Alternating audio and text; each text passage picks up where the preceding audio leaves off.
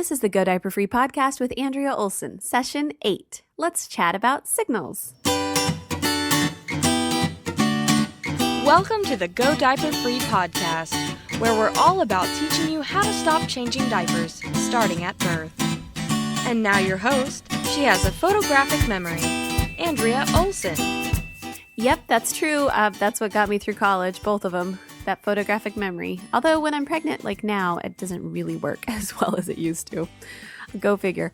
So hi, everybody. In this episode of the Go Diaper Free podcast, we're going to look at part 1 of 4 of how to know when your baby needs to pee. This is super important, and I think it's going to help a lot of you who are only using 1 or 2 different ways to do EC. This will expand what you're doing. Most people figure out these 4 things via some type of naked diaper-free observation time. Our community at godiaperfree.com has resources to teach you the whole process and depth of observation and sound association and all of that stuff. But for just this and the 4 episodes of this particular series, we're going to talk about the 4 roads to potty time, as I like to call it, the 4 things that let you know that baby needs to pee.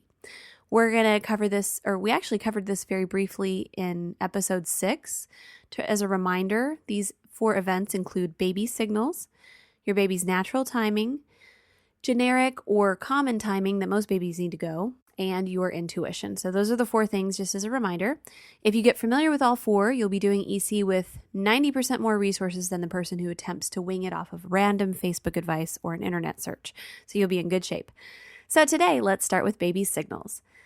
As you get used to seeing your baby eliminate and cueing along with her, you're establishing sound association during observation. The next step is to notice exactly what happened right before the pee or poo during observation. For the older baby, ages 12 to 18 months, you're not going to be doing this sound association though. It's a whole different animal that I cover in depth on our website. But signals-wise, you will be looking for your child's pee-pee dance at this older age instead of the more common and widespread signals found in younger babies. And we'll cover all that in a sec. So when you notice whatever signals you found or your pee-pee dance, you can make note of it by writing it down, or you can make note of it in your mind. Sometimes identifying your baby's signals is actually quite natural. You might notice that there's a shift in your baby's state, and this could be the body language, the noises, the mood, and then voila, she pees during observation time, so you know that this is a connection. Her signals might be very obvious. Now, on the other hand, sometimes you may know the signal, but the time lapse between the signal and the peeing or pooing is so tiny that you think, how will I ever catch anything? Has anybody ever felt like that before? I definitely have. But don't worry, over time, these time lapses will actually become longer and longer as the muscles become stronger and the mind develops the proper pottying associations. And you have a lot to do with this. Your consistency, your cues, and your positioning all contribute to this gradual development. So signals are usually easier to identify with pre-poop versus pre-pee. You can go ahead and during those first few weeks or months, during observation time, pay attention to your little one and see if there's any subtle and not so subtle signals that may appear. Now, there's a really common thing I like to cover with this topic is if your baby doesn't signal, what do you do? Well, some babies' signals are so subtle, they might seem non-existent. You might look and not find anything. And this has to do with our culture, actually, and we're not really cut out for this part of it sometimes. We're just not wired that way. So we can do a few things that can help us if our babies don't seem to signal. We can try again after turning off the phone, Facebook, and computer and really just being present and playing with baby. Some of the babies who don't signal clearly at first might start signaling when they get older or vice versa, just to know that it might change over time. It's sometimes easier to pick up on signals with your second baby than your first. If you did EC with the first or not, you're just more used to having a baby around and more in tune with what noises and things and shifts that you're just more comfortable and relaxed with your second baby. Most babies actually signal very clearly when in a sling or a carrier, so you could try that and see if they signal after that. Sometimes you might just need to check in over many days to catch the signals too. You just be patient, open your head, heart, and soul to listening on all the possible levels that you have access to and see what happens. And the next thing you can do if your baby doesn't signal is try having a diaper backup. This might seem ironic because diaper-free, a lot of people take as no diapers. But Test it out. Spend some time with your baby in a pre-fold without a cover or sumo style, and I teach specific ways of how to diaper with EC on my website.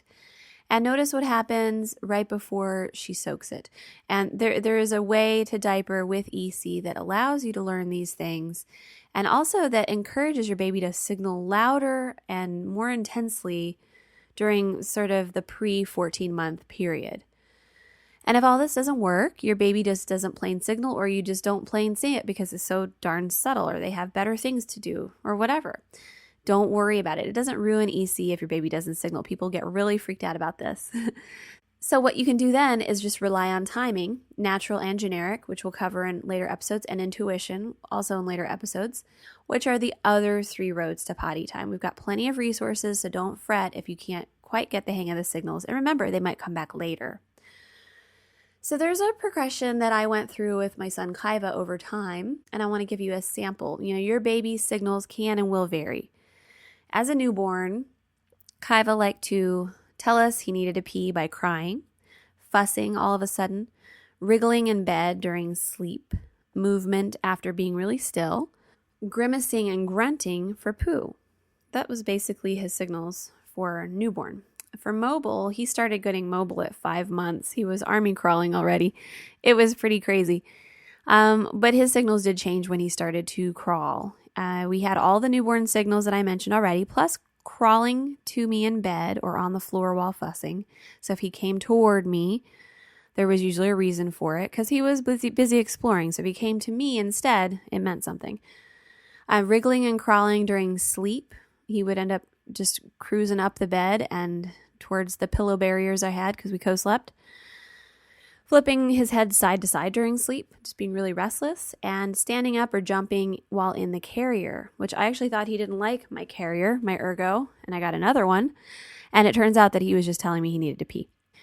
And when Kaiva hit mobile, getting really mobile, standing, his first steps, basically 7 to 11 months for us, he began crawling to the bathroom or the shower, sometimes coming back and signaling to me with a look or a sound, then crawling to the bathroom again.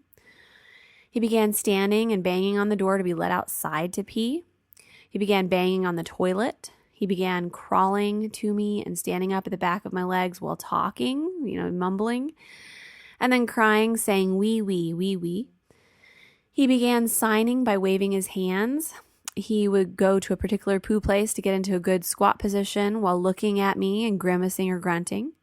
He began grabbing himself, playing with his penis, especially when he had a peenie weenie, which is what a lot of boy babies have before. We covered that in the vocabulary episode. Kaiva also started to squat and get very silent when he needed to poop, when he was really full-blown crawling. He also began blowing raspberries, kind of echoing our cue noise, the ps noise. He began getting very agitated or hyper, especially when he was wearing a diaper. And that continues to this day. When he gets very hyper agitated, I know that it's time to prompt him, and he's almost 3. He also began jumping in the carrier, or while standing, he'd jump up and he'd cry out suddenly and loudly.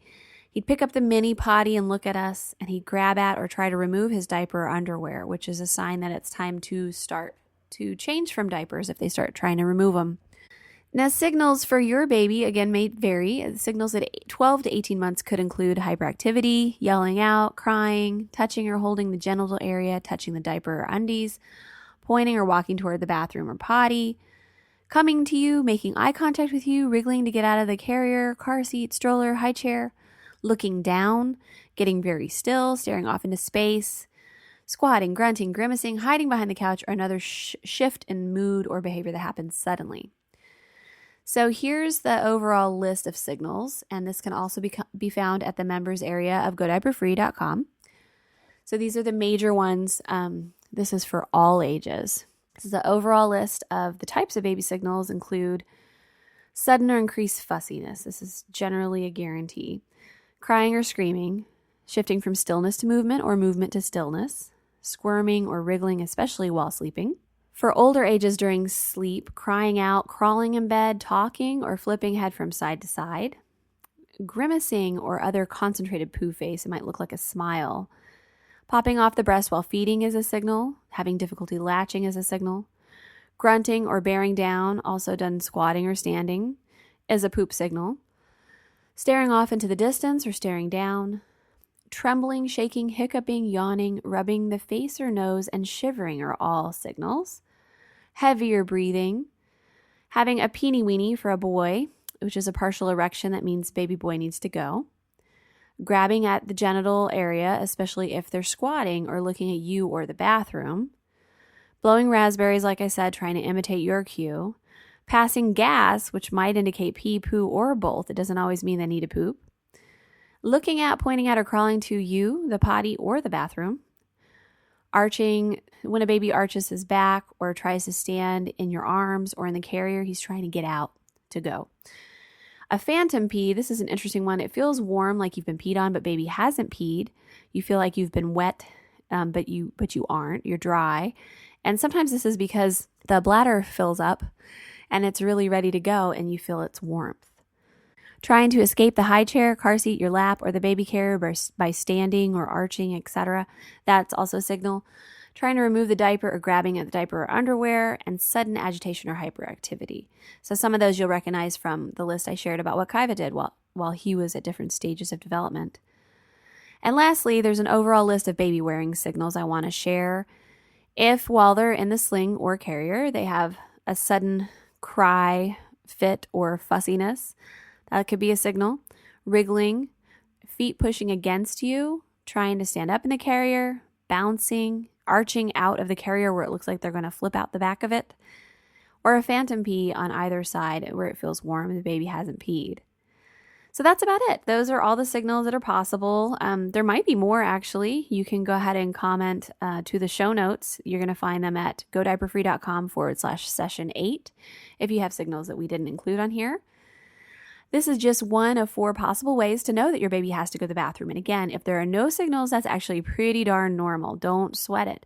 You can also just listen to all of this and see if you've missed something, because there might be something you didn't realize was a signal but is. But if you don't find anything, stay tuned for the other 3 ways to know it's time, and you will be all good, I guarantee you. So thanks again for tuning in. Please visit godiaperfree.com/session8 for the show notes for this episode and any links I might have mentioned. And go ahead and stop by the Facebook page at facebook.com/godiaperfree and post what your baby's signal is right now. It's always good to share that. If you need help deciphering that, maybe we can help that too. It's always an interesting topic. So till next time, everybody, thanks so much for listening and learning about EC, and we will cover more next week. Take care. Thanks for listening to the Go Diaper Free podcast at godiaperfree.com.